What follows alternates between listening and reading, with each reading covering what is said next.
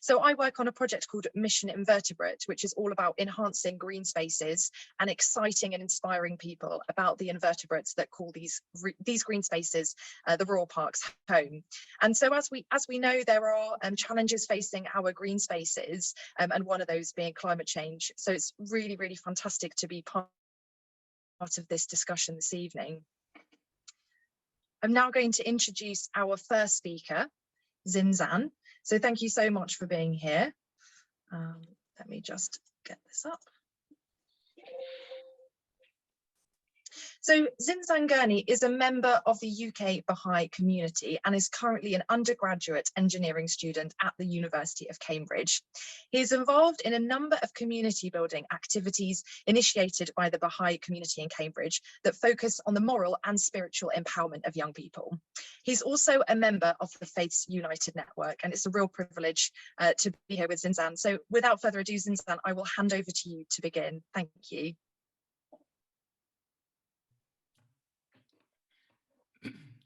Good evening, everyone.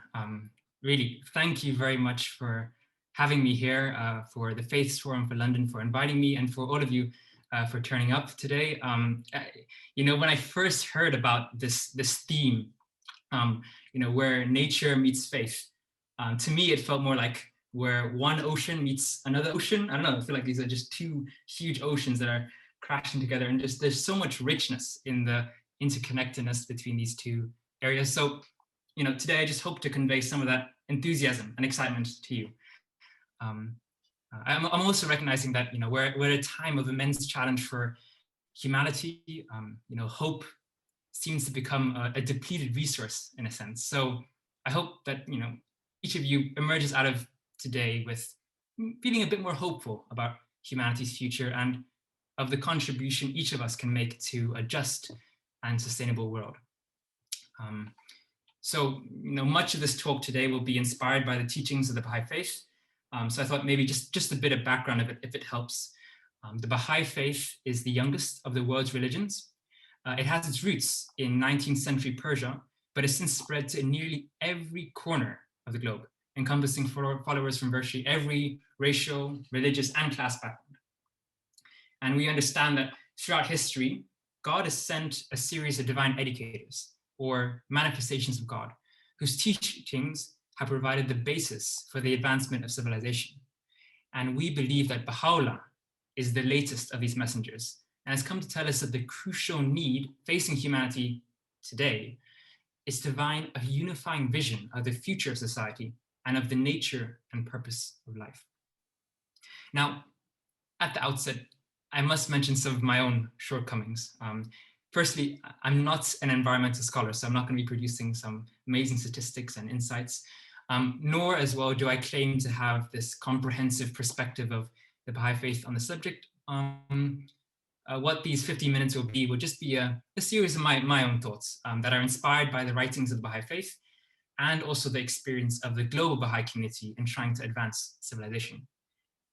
In addition, another shortcoming is, you know, it's 15 minutes, so I hope you don't expect me to speak about every intricate detail, but, you know, I'll keep the scope of my talk centered around perhaps how can spiritual insights from religion inspire constructive approaches to protecting nature, and maybe focusing a bit more on this question of climate change, which is probably at the forefront of our minds.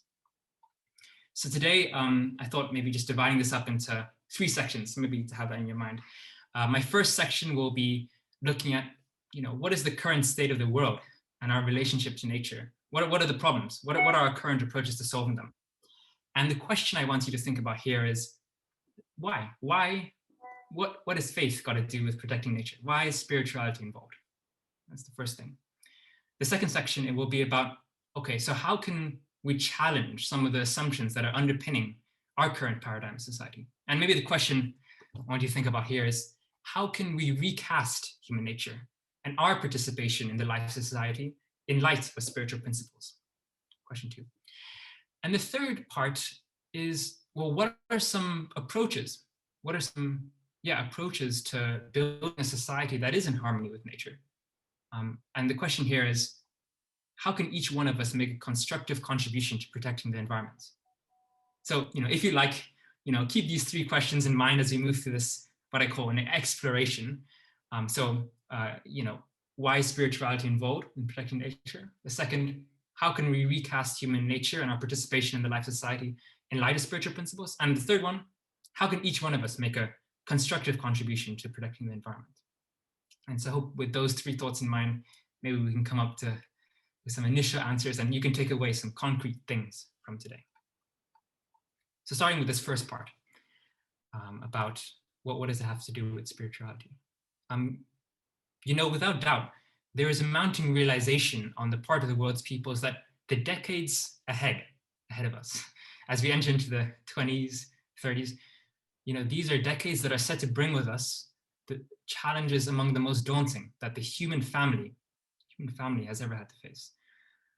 In the fall of 2018, the Intergovernmental Panel on Climate Change published a report, and they predicted dire implications of a hotter planet on our forests, our oceans, probably our parks as well, our ice caps, and of course, us humans, right? There's a human effect of a hotter planet.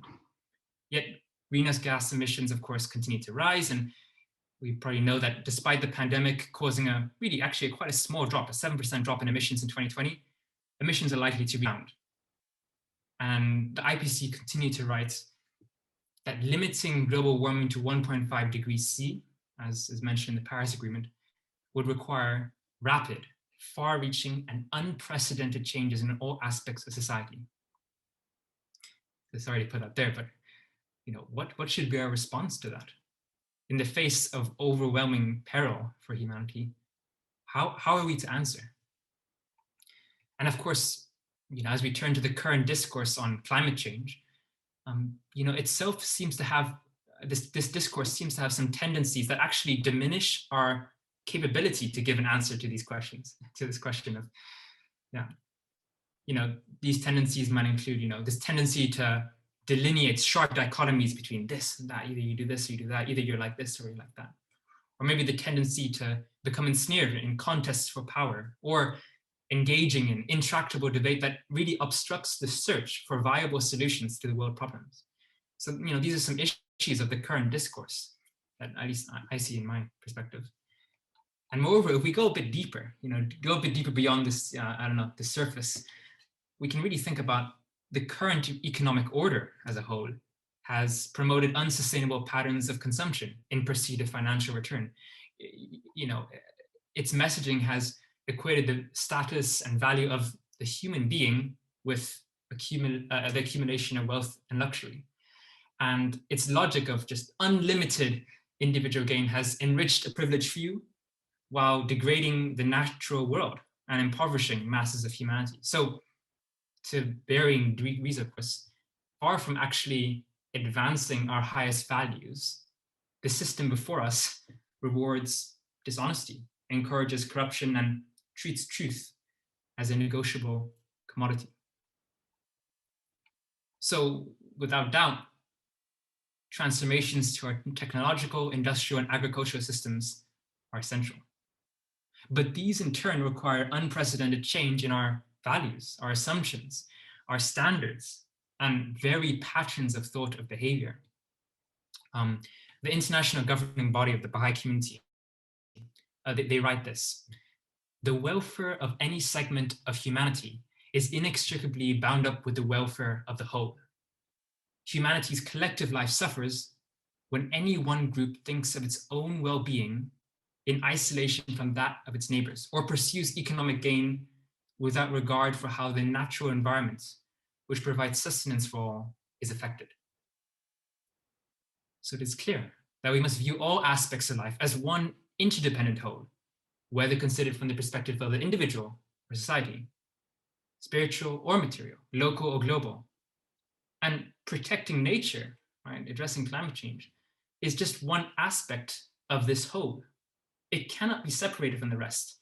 And this also implies that solutions may lie in the realm of other activities, ones that we might have thought, oh, those are separate, those are a separate thing, like religion or community building, actually might provide some solutions to this. So I guess in an answer to this first question of what is the relationship between faith and nature, we begin to understand that there is an inherent moral dimension to building a sustainable world.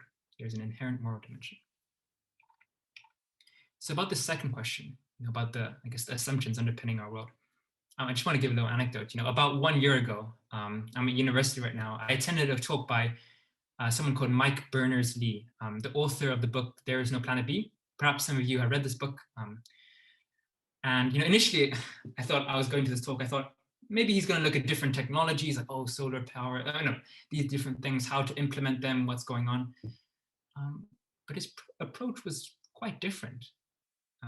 Rather than focusing in on particular issues, you could talk about plastic pollution, biodiversity loss, climate change. He recognized that they were all, in fact, outer expressions of an inner turmoil in the structures of society. And at the heart, he highlighted a crucial need for understanding what are our values and a re-examination of our assumptions about who we are as human beings for us to progress. So thus, we understand that the challenge we face as a species will require more than just technological innovation, but a framework for action that is illumined by spiritual principles. Again, the international governing body of the Baha'is of the world write this. However much such conditions are the outcome of history, they do not have to define the future. And even if current approaches to economic life satisfied humanity's stage of adolescence, they are certainly inadequate for its dawning age of maturity. So as we move towards an emerging global civilization, right, one that we want to have to be sustainable, we are to ask ourselves, what are the prevailing modes of thought of this age? Are the concepts such as self-interest being the driver of prosperity, or that progress depends on self-interest being expressed through relentless competition? Are these fit for the dawning age of the human race? In short, what is a shared ethic that we can draw from? So one fundamental principle to explore in this regard is the spiritual reality of human nature, really. Too often we've been described as just, self-interested economic units, just trying to acquire greater amounts of wealth for oneself, and that happiness is just a byproduct of these activities. But the Baha'i writings give us a very different conception of our nature, that we've been created noble. Baha'u'llah, the prophet founder of the faith, says, man's merit lieth in service and virtue, and not in the pageantry of wealth and riches. So this conception of merit is very different from that of contemporary society. It implies that each and every human being has been endowed with this capacity to serve our fellow man, and that placing service at the center of our lives brings both inner joy to us and contributes to the upliftment of society itself, both at the same time. So in this context, participation in the life of society becomes an arena for the expression of honesty, of integrity, of trustworthiness, of generosity, and other qualities of the spirit. So in light of our inherent nobility and our capacity for service, suddenly all our activities, however simple or mundane, that the smallest thing, we can think about our work, our education, our family life, being a consumer, as a producer, all these different facets of our life take on importance because each has a potential for us to contribute to collective prosperity that is in harmony with nature. So, as we bring this all together, these spiritual values that have been begun to outline, that human beings thrive when we cooperate, that we can find fulfillment through harmonious relationships centered on service, and that we can have longings that transcend the material world and that no stockpile of possessions can satisfy. These values can be the foundation for a new model of society to emerge, one that is in harmony with nature. So then, finally, I guess this third part, given all of these concepts that are based on really spiritual teachings, how are we to put this into practice? Clearly, it's been shown that we need to have coherence between principles and action as a necessary components in order to advance climate justice and environmental protection. So that, gives us the question, how are we to act as individuals, and how are we to interact with wider society? So as to the first part, as individuals, our very patterns of thought and behavior have to evolve. However deeply entrenched they may be, they have to evolve in light of humanity's needs. And that's not easy. And that requires, I guess, developing a host of qualities that pertain to our character, and especially from those who are benefiting the most from the current system. So among these qualities are the capacity to sacrifice one's own privilege and comfort for the well-being of others. Another is the humility to admit errors. Another, the courage to make difficult yet important decisions. Maybe another, the discipline to overcome familiar yet destructive patterns of behavior, quite honestly. And finally, maybe a daily commitment to value every human life as sacred. So perhaps this is how we need to act as individuals, but beyond our individual lives, how are we to interact with society? Our friends, our colleagues, our family, our neighbors. Often discussions surrounding climate change fall prey to divides of, us and them. And there's so many different iterations we can create of that. And there's also a culture of contest that paralyzes action among different strata of society.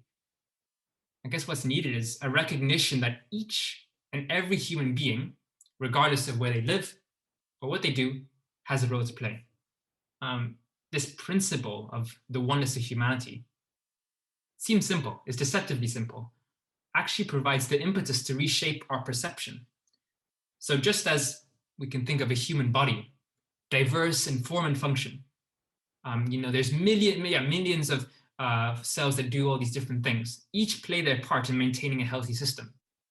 So the principle that governs the body is not that of competition. We don't think of the heart working against the leg, right? The principle that's governing the functioning of the body is cooperation. Its various parts do not compete for resources. Rather, each cell from its inception is linked together in a continuous process of giving and receiving. And that should maybe give us pause to think about how we are to act with others. And so when we engage with others, we engage with them in a spirit of consultation, right? That each participant in a conversation is striving to transcend their own respective points of view in a free, a respectful, a dignified, a fair-minded effort to exchange perspectives, to seek truth and attempt to reach consensus. So by acting in unity, a conclusion about a particular course of action may be tested. And if something doesn't work, something doesn't go well, then we can revise that as necessary through a process of learning. So a central element here in our engagement with society is this idea of the moral and spiritual empowerment of every individual to become agents of change, to release their potential and channel their energies towards the betterment of the world. That is what we have to see. And implicit in all this is an orientation towards learning. Addressing the challenge of climate change requires more than just the mere occasional gesture that I do every now and then. It implies a commitment to learning within a pattern of study, consultation, action, reflection, together with others in a spirit of friendship, and a recognition that there is an intimate connection between being and doing. Just to finish off, I think I went slightly over, but just with two things. One is a short quotation and one is a story. This quotation comes from the Baha'i international community's contribution to a UN forum, and it's quite powerful. They say this: "It is becoming clear that the pathway to sustainability will be one of empowerment, collaboration, and continual processes of questioning, learning, and action on all the regions of the world. It will be shaped by the experiences of women, men, children, rich, the poor, the governors, the governed, as each one is enabled to play their rightful role in the construction of a new society. As the sweeping tides of consumerism, unfettered consumption, extreme poverty, and marginalization recede, they will reveal the human capacities for justice, reciprocity, and happiness." My last thing is just a story. This year, the Baha'i world is commemorating the centenary of the passing of Abdu'l-Baha, who is one of the centers of the faith and who we turn to as the perfect embodiments of the spiritual teachings of unity and justice. Here's the story. So Abdu'l-Baha always preferred inexpensive clothes for himself. More important to him was to be scrupulously clean. When he had extra clothes, he always gave them away to others. One day he was going to entertain the city's governor, the city where he lived. And his wife felt that, Abdu'l-Baha's coat was not good enough for this special occasion. So went out to go and purchase a fine and a lovely coat for Abdu'l-Baha. When the day of the governor's visit arrived, this new coat was laid out for him. But Abdu'l-Baha immediately went searching for his old one. He thought to himself, how could such an expensive coat possibly be his? For the same amount, 5 ordinary coats could be made. So he then said to his wife, then you see, I shall not only have a new one, but I shall also have 4 to give to others. So last question is, just as Abdu'l-Baha did 100 years ago, how can we dedicate our lives to serving the entire planet? Thank you. Thank you so much, Zinzan. Thank you very much. I can see some people clapping as well. Brilliant. So we are going to have a question and answer session now. So if anyone has any questions, please do write them in the chat box, or you can also raise your hand as well if you'd like to ask the question. One of the questions that I have been asking our speakers, Zinzan, is what gives you hope? And I think that's something that lots of us are thinking about at the moment in order to feel empowered. And so for you, Zinzan, what gives you hope? Oh, sorry, you're muted. Yeah. What gives me hope? Oh, that is a great question, and one that probably we can think about more together. At the beginning of the pandemic, about 1 year ago, I was asking that exact same question, what gives us hope? And I remember, I thought the only way that what could give me hope was actually asking that question to my friends. So I remember about 1 year ago, I brought together a group of friends and I asked this question, what can bring us hope? And actually came up with the idea that when we bring others hope, it brings us hope. This idea that, when at a time of physical isolation, how can we really connect with each other in a meaningful way that goes beyond our day-to-day lives and actually share our deepest thoughts and feelings and what we're challenged with, but what we're happy about. I think the more we learn to live like that, one in which we have this mutual sense of support and assistance, that can nurture our sense of hope. And just some thoughts. Thank you. We have a comment from Janelle who says, really good talk. Thanks so much for such incredible insights into the Baha'i faith. And a question earlier from John who says, how about a daily commitment to recognize all life in nature? A daily commitment to recognize all life in nature. I'm trying to understand that, but yeah, I think one part I didn't really explore in what I was saying was, how do we understand our relationship to the natural world? I think it's beautiful. When we think of the majesty of a mountain, the grandeur of a mountain, how a tree grows, I think we find a lot of links to ourselves. In the writings of the Baha'i faith, they talk about how the nature is the embodiment of the name of its creator, like all these different attributes. So that also brings us, I think, a degree of humility towards it, right? Yeah, this daily commitment to realize that, there's the grandeur of nature makes us feel a bit humble but before that, and to think, okay, how can, rather than thinking of these notions of exploiting and, how can we feel a sense of humility before the beauty of nature? Perhaps that can inform our daily life. And also, of course, just nature is inspiring. I think it's also something that can bring us hope. Yeah. Thank you. And we also have a question from Varsha who says, how do we bring the youth and the elders together to address the actions around climate change? Yeah, I think firstly, I think we're doing this here. It's amazing to see youth and the elders here. Like, I think, can you imagine how much potential there is in such gatherings like this? You know, often you feel, oh, you know, we can do this, we can do that. And that's fantastic. You know, youth definitely have an energy to bring to this conversation. But at the same time, you know, it's not just the youth who have a role to play. Everyone has a role to play. And so I guess it's creating spaces in which all are invited to participate. It's not just me with my university friends or me with this particular group of people. I think the more we go out of our comfort zones and engage with others in the spirit of consultation, the more we find things together. I mean, I think this space is an exact embodiment of that. The more we find spaces in which we engage and we bring together this gap, it doesn't become a gap. It becomes one in which we're just learning together, you know. And it's really just, if I can go in a bit further, at least the Baha'i faith has been learning about this. You know, that we're, at least communities around the world are trying to learn how to bring together all parts of society in a search for truth, and in realizing that, okay, we're different. We're different, but how can we harmonize our different talents and capabilities towards, you know, making our communities what we wish them to be. Okay, hopefully that answered a bit. Thank you. So we have time for just one more question.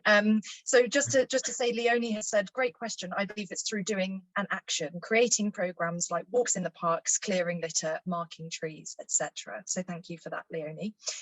So yeah, one final question before we move on to Malcolm. So from David, in Baha'i faith, are we humans separate from nature or a part of it? And if we are separate, is there a hierarchical aspect to it? That's a we are really slightly short on time, Zinzan, I must say. So how much time you want to give me? Sorry. I'll keep it very short, 30 seconds. If that's okay, thank you. First of all, huge question. I don't think I can begin to answer. But I think clearly, I think somehow we've all been created by God. I think this is the understanding we have. But if we think about the different aspects of our nature, we think about the rock possessing mineral things have certain qualities, which are very different to plants. Plants are able to grow and develop, which is quite different, I guess, to animals. Animals can move and have different ideas. And I guess humans, although in a sense, I guess we have more capabilities and perhaps we can reflect to a greater degree all these different attributes of God, it doesn't mean that we're superior. It just means that maybe, in a sense, we possess the capabilities to actually create this harmony. Maybe it's within it's up to us then. We have the potential, but how are we going to use it? Hopefully that answers a bit of this question. Thank you, Zinzan, and so sorry I had to give you such a short amount of time to answer that question. So thank you so much, Zinzan, fantastic, really interesting. So without further ado, I'm going to introduce our second speaker. So Malcolm Debbo is currently the 26th elected president of Zoroastrian Trust Funds of Europe, elected in 2009. This was established in 1861 to serve the Zoroastrians in the UK and Europe, and is the oldest Asian faith-based voluntary organisation in the UK. Malcolm is acknowledged in various publications on Zoroastrianism for his assistance, including Zoroastrian in Britain by Professor John R. Hinnells, published by Oxford University Press. He is one of the contributors to the chapter on Zoroastrianism for the religions in the UK for the Directory of Faiths in UK, published by the Multi-Faith Centre at the University of Derby. Malcolm, it's fantastic to have you here. Over to you. Thank you so much. Thank you. Thank you, everybody. And good evening. And I also like to thank the organizers for inviting me to speak on the Zoroastrian perspective on sort of protecting the environment. Zoroastrian texts state that the creator god Ahura Mazda created this world to entrap the evil spirit. Thus, this world is a battlefield between good and evil. Zoroastrian texts also state that evil will be totally made impotent using the threefold weapons of good thoughts, good words, and good deeds. For this sole purpose, the omniscient creator Ahura Mazda created the 7 good creations in chronological order: the spherical sky, the waters, the disc-shaped earth, plants, cattle, humans, and fire. Thus, preserving and protecting the environment is imperative in Zoroastrianism as it advances the eventual path to victory of good over evil.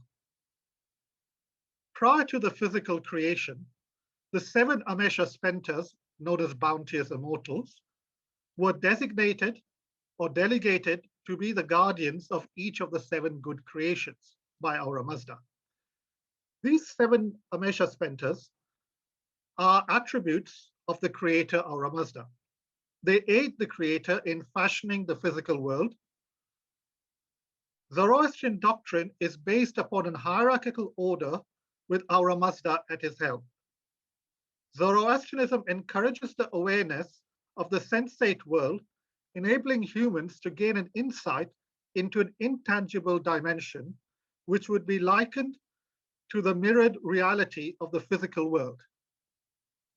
Spirituality,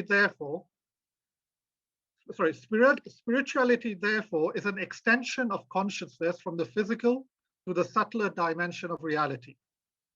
The subtler state is to be seen. Sorry, my phone is ringing. The subtler state is not to be seen as due more importance to the physical one, which is a reflection of Ahura Mazda's inherent nature. This true realization, thus everything good in the world, is the affirmation of Ahura Mazda, the sole creator God, and perhaps the kernel of Zoroastrian spirituality. Upon following a strict ethical code, as well as maintaining a deep reverence for the 7 creations, a Zoroastrian begins to gain an insight into the workings of the physical world and the environment. Through this insight, an awareness of and a responsibility towards Ahura Mazda's creations begins to emerge, resulting in a Zoroastrian championing the cause of ecology against who are responsible for the polluting and defilement of all that is natural and good in the world. Ahura Mazda's world is to be kept pure, and because of the importance of the general well-being of humans in the world, a Zoroastrian is encouraged to live life to its fullest in order that the humans may learn to preserve the environment and enjoy the goodness of the 7 creations. The Zoroastrian concept of ecology is practiced daily, as each day in the 30-day, 12-month Zoroastrian religious calendar is named after an abstract divinity or an aspect of one of the 7 primary physical creations. For instance, the 10th day in the month is named Ava, the divinity that protects the waters. And so is the 8th month named Ava. Thus, when the day of Ava falls in the month of Ava, Zoroastrians celebrate this day as quote unquote the birthdays of the waters. Special food offerings and prayers are made on this day as Zoroastrians go to the rivers or to the oceans or to the seaside and give thanks to the purification and pray for the nourishment of the world. The name of the 9th day in every month and the 9th month is Ado, the divinity that protects the fire and is celebrated, quote unquote, the birthday of fire. On this day, traditionally, food is not cooked in the house, and the house fire is allowed to rest while Zoroastrians give thanks for the warmth and light that comes from throughout the year. Special prayers are offered in the presence of the house fire. Similarly, there are Zoroastrian celebrations annually for the other 5 creations, namely the sky, earth, plants, animals, and humans. Zoroastrians traditionally do not eat meat during the penultimate month of the religious calendar, which is 2 months prior to Jamshidi Nowruz, the vernal equinox, spring new year, to avoid killing the calves because they are born. Zoroastrians traditionally or historically do not bury the dead or cremate the dead. Because death in Zoroastrianism is perceived to be the work of evil, because only the living are dynamic and able to generate good thoughts, good words, and good deeds. Thus, historically, the Zoroastrians preserved the environment by exposing the dead in the towers of silence to the natural elements and consumed by vultures and other stray elements. Another, besides towers of silence, also historically, when Zoroastrians in sort of Iran, when they bury the dead, they've also ensured they tend to bury it not directly in the earth, but above it.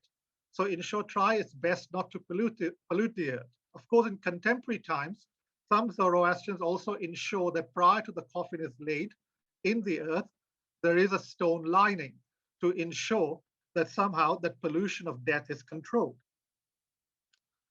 In Mumbai, Bombay, India, the Towers of Silence are in a plush locality of the Hanging Gardens, one of the world's costliest real estates, and are located deep within the 54-acre forest where peacocks roam free and seen by environmentalists and the green lungs of South Mumbai. Historically, the Gardens of Babylon, one of the 7 wonders of the ancient world, was designed by Iranian gardeners and horticulturists upon the invitation of King Nebuchadnezzar II of Babylon, because his Kurdish or Median queen was homesick of her native Media, a mountainous region. Examples of Iranian paradise gardens outside Iran are located in Afghanistan, Lahore, Pakistan, Kashmir, the famous Taj Mahal in Agra, northern India, and the Lucia, southern Spain, including the famous Alhambra Palace and the Alcaraz Palace in Seville. As the 17th century French jeweler and clockmaker Jean Chardin noted during his travels of Iran, that during the reign of the Safavid kings, that it is a sacred duty of Zoroastrians to work hard to make the land green and eradicate deserts by irrigating wastelands. It is for this reason Zoroastrians engineered the Qanat technology in ancient Iran, sometimes in early first millennium before the Common Era, for transporting water over long distances from an aquifer in the mountains through underground tunnels for irrigating the orchards in the plains. The Qanat technology, introduced in southern Spain by Zoroastrian slaves brought over from Iran. It is not a coincidence that India's first industrial city, Jamshedpur in northeastern India, named after the famous industrialist Jamshedji Nasrwanji Tata, who was a Zoroastrian, who is popularly known as the captain of Indian industry, emphasizing on incorporating parks and greenery in the design of his early 20th century. It is imperative to actually recycle and minimize waste. For instance, if I give you a personal experience, my brother and I are quite avid recyclers. So we hardly tend to give rubbish, for the weekly collection. On one occasion, the council officer came to our door and inquired why we are not sort of putting out any waste, because he thought that we were fly tipping. And we had to convey to him the reason we don't is because we virtually recycle everything. And not far from where we live, we have the council recycling depot where we take it and put it in the various respective recycling bins. Upon being happy, he did not come back again. On a wider front, spitting, urinating in the park or in the street is strictly discouraged as it defiles the environment. While performing these antisocial acts in the river or canals was a criminal offense in Zoroastrian Iran, which was noted by ancient Greek historians like Herodotus. In many cities in India, including Mumbai, the local municipalities have struck images of various religious deities on the bottom of walls of railway stations and other buildings to prevent the antisocial behavior of urinating and spitting of pan, which is the distinctive blood dye, red dye.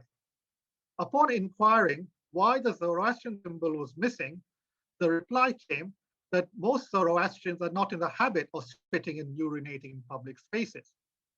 What I've just given you is a sort of a bird's eye sort of view, how the Zoroastrians historically, theologically, and in the daily life tend to look after the environment.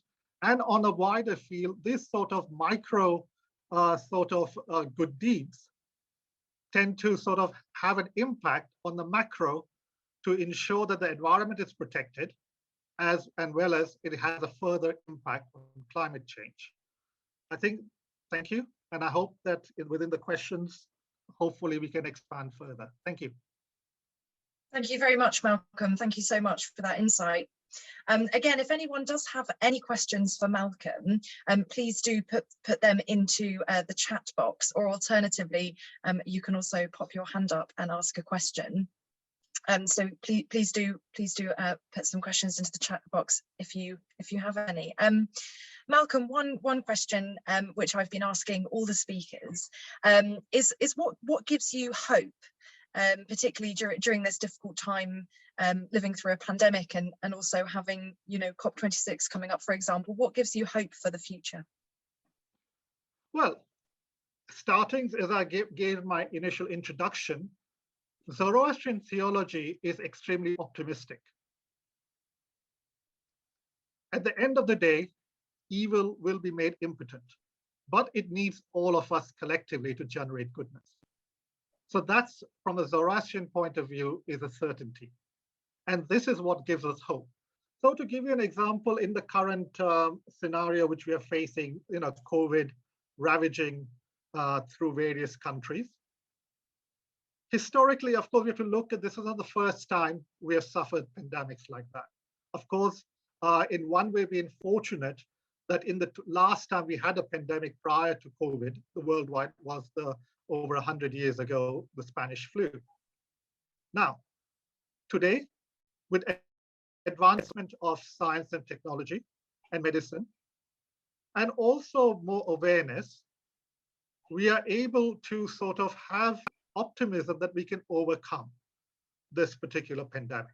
And in many ways that some of us are optimistic that we have, especially in our country here, we have with rollout of vaccinations, we have hopefully crossed the peaks. Obviously, from a theological point of view, evil attacks at random. So there are always peaks and troughs. But we collectively, through goodness, and goodness is very broad, you know, generating vaccinations, making sure that we are protected, we are socially also responsible, because Zoroastrianism is imperative that we are individuals are held accountable. So we've all got our part to play. So therefore, yes, from the COVID point of view, we are positive that sooner or later, it will be history. Of course, in the future, there will be other sort of pandemics coming along, and we have to take it on the chin and take it as it comes.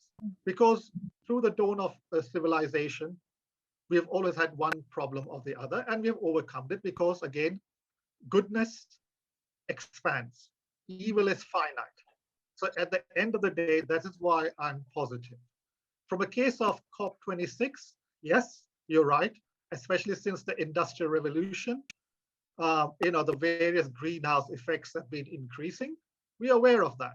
Okay, today, most of us in our right mind do not say that, you know, climate problems are a conspiracy. Most of us in our right minds and using a good mind have acknowledged that if we don't do anything about it, there is going to be catastrophe. And eventually, if we don't do anything about it, there's a point of no return. Now, I do passionately believe that also we humans do have our vested interests. And yes, we are selfish in our own way. And I think because we are selfish, our survival depends on it. And we will ensure that action is taken. And I think many countries, I think today, all the countries in the world, including the larger countries, the United States, China, India, Brazil, are taking note that something must be done. Yes, there is an issue of technology sharing because countries like China, India, Brazil are saying, hey guys, you people in the West have a very comfortable life of living for over 100 years.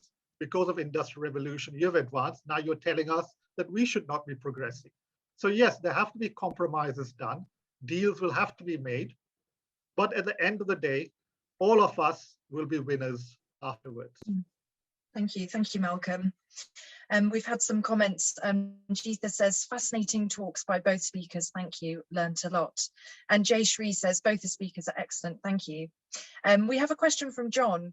Can Malcolm tell us what role he thinks Zoroastrianism can play in a coordinated voice from faith communities about the climate crisis? For starters, you see, because of his history, today we Zoroastrians, population-wise, are a tiny minority. And we are not the only ones. There are other communities, historical communities who are like that. But collectively, we have a voice. So for instance, we Zoroastrians, and especially the Zoroastrian Trust Funds of Europe, which I sort of serve with, we passionately believe in participating in interfaith. So for instance, I happen to be the founder member of the Faiths Forum for London. We are members of Interfaith Network for the UK. On a local basis, we're based in London Borough of Harrow. We are part of Harrow Interfaith. So collectively, we have got a voice. As individuals, no, our voice will be diluted or not heard. So this is the way to proceed, because all of us have a common investment in ensuring that COP26 works. And at the end of the day, all of us are responsible as an individual. Let me also tell you this. Yes, we talk about the macro issues of climate control, but how many of us even today passionately recycle? We always think it's somebody else's work. In our community centers, yes, at work, we tend to harp on, yes, what is our employer doing about ensuring that we recycle? But at the same time, are we also active recyclers in our home? See, things like that have to be, unless all of us are very passionate about it, then only we'll be able to sort of reverse what I call to give the euphemism of the Titanic hitting the iceberg. Because if we don't, then the iceberg is staring in front of us. So it's only through collective work we will be able to make a difference. Thank you, Malcolm. I think we have time for one more question, which has come in from Kate, who says, are Zoroastrians taking active measures to encourage their adherents to combat climate change? Absolutely. Because I gave one example, for instance, say in South Mumbai. I gave the instance where the Zoroastrian sort of the Towers of Silence are. Now this in South Mumbai, which is called also the Hanging Gardens, it is equivalent to what I would say is Hyde Park or Mayfair or Park Lane in London. It is one of the priciest, costliest real estates in the world.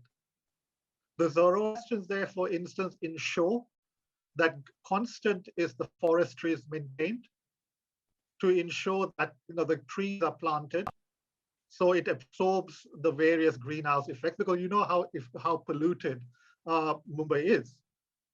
Same thing, for instance, you see, where Zoroastrians do have a voice, we participated in, and I gave you the examples of Zoroastrian industry. The House of Tatars, for instance, today in Britain, they sort of run a Jaguar Land Rover. The House of Godrej. I mean, these are in India. I mean, for instance, the late His Royal Highness Prince Philip, the Duke of Edinburgh, used to be sort of very much a part of the World Wildlife Fund, etc. Again, here you see his counterparts in India. Many of them are Zoroastrian industrialists, ensuring that this is sort of, whereby sort of to ensure that there is not only ecology and environment is maintained, but also where industry is set up, that the local community is also looked after not by ensuring there's schooling, hospitals, so they don't tend to leave the rural areas to then come to urban areas. Because one of the issues also is this, world over today, that the cities are like vacuum cleaners, just sucking up all the sort of population from the rural areas, and thereby what is happening that even agriculture in rural areas are now becoming at times environmentally inhospitable. So it's ensure that all of us here have got a role to play. The ecology and maintain the environment is a very fine balance, especially in countries like, so for instance, a country like Iran, Afghanistan, is where historically we Zoroastrians come from. You see these things, and there are other countries, like if you take the Pacific Islands, for instance, some of them are already sinking. Some of them sadly have already sunk because of our actions, of not being environmentally responsible. So at the end of the day, we will be held accountable. And at the end of the day, you see, the Zoroastrians believe that is only through goodness and by us, and protecting the environment, recycling, for me, is seen as a good deed. And that day, I hope that this will have a cumulative account whereby we will all benefit at the end of the day.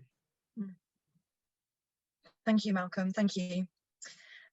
We have Amondeep has written in, absolutely wonderful fact that nature is bringing us all together in this way. It's been very interesting to hear from both speakers, and I'll be sure to learn more. Thanks for organising and bringing these faiths to our attention. So we are approaching 8 o'clock now, which is the end of this meeting here. So I just wanted to thank again Malcolm and Zinzan for their time this evening, and for everyone joining us. It's been such a pleasure, so thank you. And thank you everyone for coming along, for your questions and comments. We've just had a comment in from John. Thanks Malcolm and Zinzan. Pope Francis in Laudato Si calls on all to work together. Let's do just that. Thank you for that comment, John. And I just want to say that the Where Nature Meets Faith webinar continues. So next Tuesday evening at 7 p.m. We have the Where Nature Meets Faith from a Buddhist and Jain perspective. So that's on the 18th of May from 7 p.m. So do sign up for that if you'd like to. So that would be brilliant to have you there. Kate as well has said, I am unconvinced that merely recycling will achieve climate change. So that's a comment in from Kate. So thank you again, everyone, for your time this evening, and thank you, Malcolm and Zinzan as well.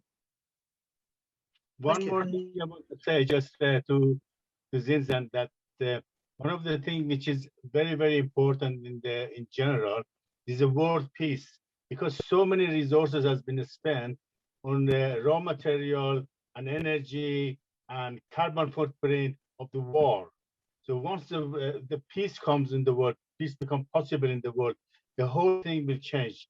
It is of magnitude, great magnitude difference when the world peace comes. And that is one thing I just wanted to add. I think this one thing I think we have to refer and also study to see how much difference it does actually make. Is it possible if I could just add something there, or is it too late? It is 8 o'clock now. If you want, yeah, sure. please, Malcolm, if you're just quickly, just to come back. Thank you. On it, recycling's own will not help, but recycling is going to, I take as a wider context, is also, for instance, is what you purchase. Do you have to buy some new clothes regularly, for instance, new phones? You see, all that contributes to the use of more energy and things like that. So it is a wider aspect of things. It's not just merely recycling your rubbish. It is consumer protection, what consumers buy, how long your clothes last, do you dispose of them quickly, etc. So it's a very wide concept of recycling and being ensuring that your footprint, your carbon footprint is used as minimal as possible. That is what I was driving at as such. So that includes traveling, it goes totally, it's a very wide concept. But that's what I was trying to convey. Thank you. Thank you, Malcolm. And thank you everyone again for joining.